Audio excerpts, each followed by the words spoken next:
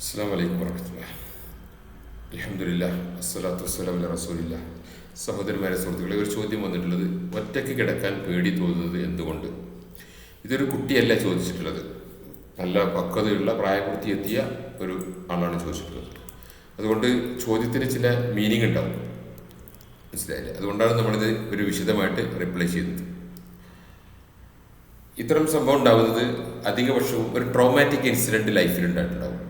ഒരു ഭയപ്പെടുത്തുന്ന, ഭയത്തിൽപ്പെട്ടിട്ടുള്ള ഒരു മനുഷ്യൻ്റെ അസ്തിത്വത്തെ, മനുഷ്യൻ്റെ എക്സിസ്റ്റൻഷ്യൽ നിലനിൽപ്പിനെ ചോദ്യം ചെയ്യുന്നൊരു വിഷയം, അതിൽ ഒരു പെട്ടെന്നുണ്ടായൊരു പേടി, അങ്ങനെ ഹൃദയത്തിൽ വിള്ളലുകൾ വന്നിട്ടുണ്ടാവും, ആത്മീയ ഹൃദയത്തിൽ മുറിവുകൾ സംഭവിച്ചിട്ടുണ്ടാവും.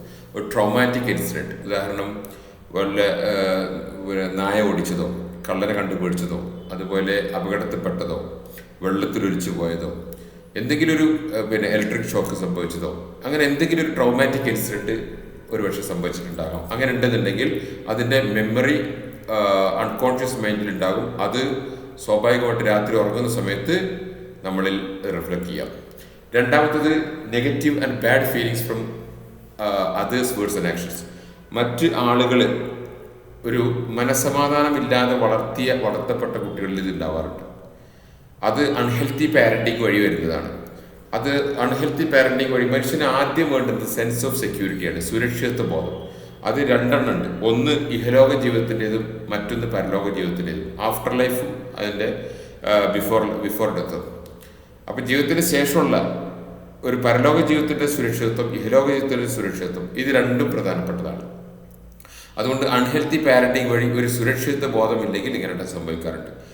അതിൽ സംഭവിക്കുക, ഒന്ന്, ഖബർ ശിക്ഷയെക്കുറിച്ച്, നരകശിക്ഷയെക്കുറിച്ച് കുട്ടികളോട് ഏജ് അപ്രോപ്രിയേറ്റ്, അവരുടെ വയസ്സിന് ഉൾക്കൊള്ളാൻ കഴിയാത്ത വിധം വിശദീകരിച്ചു കൊടുത്താൽ കുട്ടികൾക്കുള്ളിൽ ഭയം ഉണ്ടാവും. ഖബർ ശിക്ഷയെക്കുറിച്ച് മൊല്ലാക്കന്മാരുടെ വാല് കേട്ടിട്ട് ഒരു റൂമിൽ കിടന്നുറങ്ങാൻ ഭയപ്പാടുള്ള കുട്ടികളുണ്ട്. അവർ പുറത്ത് പോയിട്ട് സിറ്റ് ഔട്ടിലോ ബാൽക്കണിയിലോ ഓപ്പൺ ടെറസിലോ ഒക്കെ പോയി കിടക്കും, ഒരു പ്രശ്നമില്ല. അത് പക്ഷേ 4 ചുമരുകൾക്കിടയിൽ കിടക്കാൻ ബുദ്ധിമുട്ടാണ്. കാരണം നമ്മുടെ നാട്ടിലുള്ള വേസ്റ്റുകളായ മൊല്ലാക്കന്മാരുടെ പ്രസംഗം,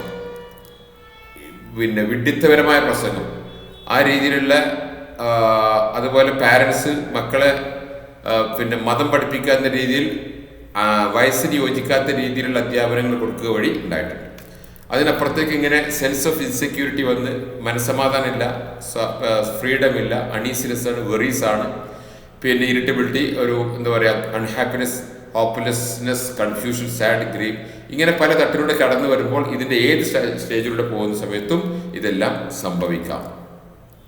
ഇത് ചെറിയ തോതിലുണ്ടാകാം, വലിയ തോതിലുണ്ടാകാം, പക്ഷേ ഇതെല്ലാം അതിൻ്റെ കാരണങ്ങളാകാം. അതിലുപരി എമോഷണൽ ട്രാൻസ്ഫേഴ്സ്, നമ്മൾ ആരുടെ കൂടെ താമസിക്കുന്നു, ആരെ സ്നേഹിക്കുന്നു, അനുസരിക്കുന്നു, ബഹുമാനിക്കുന്നു, ആദരിക്കുന്നു, അല്ലെങ്കിൽ ആരുടെ ഇഷ്ടാനിഷ്ടപ്രകാരമാണ് നമ്മൾ ജീവിച്ചു പോകുന്നത്, അത്തരം ആളുകളിൽ നിന്നുണ്ടാകുന്ന എമോഷണൽ ട്രാൻസ്ഫറൻസസ് നമ്മളിലും കുട്ടികളിലേക്ക് എത്തിപ്പെടാം. അത് ഇതുപോലുള്ള പ്രശ്നങ്ങളിലേക്ക് എത്തിക്കാറുണ്ട്. ഇതിനപ്പുറത്തേക്ക് ഹൊറർ മൂവീസ് ധാരാളം കണ്ടിട്ടുണ്ടാവും. ഹൊറർ മൂവീസ് കണ്ടത് 8, 10, 15 ഒക്കെ കണ്ടതുണ്ട്. പക്ഷെ 40-ലധികം ഡിഫറെൻ്റ് ആയിട്ട് 40-ലധികം ഹൊറർ മൂവീസ് കണ്ട കുട്ടികളൊക്കെ നമുക്കറിയാം, അവർക്ക് പേടി ഉണ്ടായിട്ടുണ്ട്, മനസ്സിലായില്ലേ? അപ്പോൾ അതുകൊണ്ട് ഹൊറർ മൂവീസ് കണ്ടിട്ടുണ്ടെന്നുണ്ടെങ്കിൽ, ഹൊറർ മൂവീസ് ആണായിക്കോട്ടെ പെണ്ണ്, ഇതിൽ ഹൊറർ മൂവീസ് അധികം കാണുന്നവരെന്നത് സ്ത്രീകളാണ്. വീട്ടിലുള്ള പെൺകുട്ടികളും സ്ത്രീകളും, അത് ഉമ്മമാർ കാണും, ഒപ്പം കുട്ടികളും കാണും. പിന്നെ കുട്ടികൾ കാണും, പക്ഷെ ഉമ്മമാരെ കൊണ്ട് നിയന്ത്രിക്കാൻ കഴിയില്ല. അതുകൊണ്ട് ഉമ്മമാർ ആണ് വാസ്തവത്തിൽ ഈ ഹൊറർ മൂവീസ്, അല്ലെങ്കിൽ സ്ത്രീകൾ, ലേഡീസാണ് ഈ ഹൊറർ മൂവീസ് അധികം കാണുന്നത്. ഹൊറർ മൂവീസിൻ്റെ ബാക്ക്ഗ്രൗണ്ട് എല്ലാം എന്തായിരിക്കും? ഡാർക്ക്നെസ്, രാത്രിയായിരിക്കും. ഹൊറർ മൂവീസിൻ്റെ ബാക്ക്ഗ്രൗണ്ട്സ് എല്ലാം രാത്രിയായിരിക്കും. അതുകൊണ്ട് രാത്രി ഉറങ്ങാൻ കിടക്കുന്ന സമയത്ത് ശക്തമായ പേടികളും ഞെട്ടലും കരച്ചിലും വിളിക്കലും എല്ലാം ചാൻസസ് ഉണ്ട്. ഇതിനപ്പുറത്തേക്ക് താമസിക്കുന്ന, കിടക്കുന്ന റൂമിൽ, അല്ലെങ്കിൽ നമ്മുടെ നാട്, നമ്മൾ വീട് നിൽക്കുന്ന സ്ഥലത്ത് അവിടെ നെഗറ്റീവ് എമോഷണൽ എനർജീസ് ടച്ച് ആയിട്ടുണ്ടെങ്കിൽ, മനുഷ്യന്മാരുടെ ശക്തമായ വൈകാരിക പ്രകടനം നടന്ന സ്ഥലങ്ങളും മറ്റുമാണെങ്കിൽ അവിടെ ആ നെഗറ്റീവ് എനർജീസ് ഉണ്ടാവും. ആ നെഗറ്റീവ് എനർജീസ് ഉണ്ടെന്നുണ്ടെങ്കിൽ ആ നെഗറ്റീവ് എനർജിയുടെ അതിൻ്റേതായ ഗുണങ്ങളും നിലവാരങ്ങളും ഈ തെറ്റായ വ്യക്തികളിൽ, അദ്ദേഹത്തിൻ്റെ ചിന്തയിലും വിശ്വാസത്തിലും വികാരത്തിലും പ്രകടമാവാറുണ്ട്. അങ്ങനെ അതൊരു കാരണമാവാം. അതിനപ്പുറത്തേക്ക് ബ്ലാക്ക് മാജിക്കും സിഹറും പിശാച് ബാധയൊക്കെ ഉണ്ടെന്നുണ്ടെങ്കിൽ, അല്ലെങ്കിൽ ബാധിച്ച ആളുകളുമായിട്ടാണ് നമ്മൾ കിടക്കുന്നത്, ബാധിച്ച ആളുകളുടെ കൂടെയാണ് നമ്മൾ ജീവിക്കുന്നത്, അതോടൊപ്പം അവരുമായിട്ട് എമോഷണൽ ട്രാൻസ്ഫറൻസ് ഹെവി ആയി ഉണ്ടെന്നുണ്ടെങ്കിൽ അത് സംഭവിക്കാം. അപ്പം മാതാവിനായിരിക്കും കംപ്ലൈൻറ്റ് ഉണ്ടാകുന്നത്. സിഗരറ്റോ മറ്റോ ഷെയ്ത്താനികമായ ഷെർ ഉണ്ടാകുന്നത് മാതാവിനായിരിക്കും. പക്ഷേ ഈ മാതാവിൻ്റെ അൺഹെൽത്തി പാരൻറ്റിങ് വഴി മാതാവിൽ നിന്നുണ്ടാകുന്ന കുറേ എമോഷണൽ ട്രാൻസ്ഫറൻസ് ഉണ്ടായ മക്കളിൽ ഇതുപോലുള്ള അനുഭവങ്ങളുണ്ടാവും. മാതാവിന് കുഴപ്പമൊന്നുമില്ല, പക്ഷെ മക്കളിലാണ് രാത്രി ഇളകലും കൂവലും കുളിക്കലും ബോധം പോകലും. പിന്നെ അതുപോലെ ഇപ്പോൾ ഒരു കേസിൽ നമ്മൾ ഫാദറിലുണ്ടായിരുന്നത്, പക്ഷേ കുട്ടികളുടെ അസുഖം ഉണ്ടായിരുന്നത് കുട്ടിക്ക് രാത്രി 3 മണിക്ക് എണീറ്റിരുന്നിട്ട് കുട്ടി അന്യഭാഷ സംസാരിക്കുക പോലുള്ള വിഷയങ്ങളൊക്കെ. കുട്ടിക്കല്ല കംപ്ലൈൻറ്റ് ഉണ്ടായിരുന്നത്, ഫാദറിനായിരുന്നു. സോ അത് അപ്പം ഈ പാരാസൈക്കോളജി 2-3 ആളുകളുടെ സൈക്കോളജി അല്ലെങ്കിൽ ഒന്നിൽ കൂടുതൽ ആളുകളുടെ സൈക്കോളജികൾ തമ്മിൽ കണക്റ്റഡ് ആയിക്കൊണ്ടുണ്ടാകുന്ന വിഷയങ്ങളാണ് പാരാസൈക്കോളജി. അത്തരം പാരാസൈക്കോളജിക്കൽ ഇഷ്യൂസ് ഉണ്ടാവും.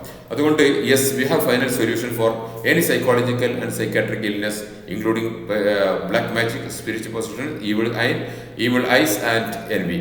അസൂയയോ കണ്ണേറോ ഡെവിളിഷ് ബാധയോ ബ്ലാക്ക് മാജിക്കോ അടക്കമുള്ള ഏത് സൈക്കോളജിക്കൽ സൈക്കാട്രിക് കേസിനും നമുക്ക് ഒരു സിസ്റ്റമാറ്റിക് രീതിയിലൂടെ കണ്ടെടുത്ത് പഠിച്ച് മനസ്സിലാക്കി എടുക്കാൻ പറ്റും.